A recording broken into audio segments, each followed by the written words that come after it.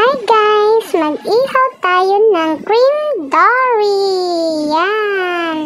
Ayan yung pag-iihawan natin. Pangsangyup na ihawan. Galing pa yan sa Korea.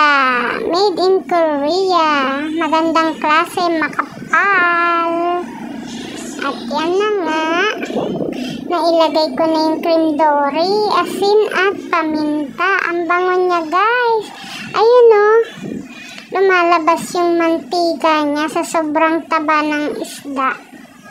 Ayan yung isdang ginagawa ng fish fillet. Masarap siya.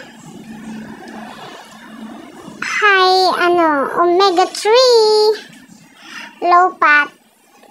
And high protein din yung isda na yan. Mura lang yan sa palengke. Ang 1 kilo ay 150. Ayan. O, diba? Kumakain ba kayo niyan, guys? Ayan. Babalik ka rin ko na. Ayan o. Lumalabas yung mantika niya. Ang gandang paglutuan yung pangsangyup na plate. Ganda.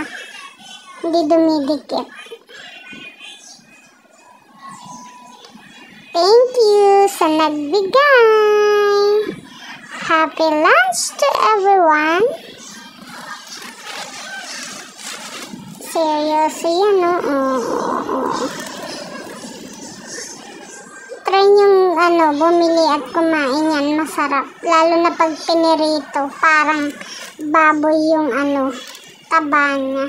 Thank you for watching. Please like and share for more updates. Bye-bye. Charot!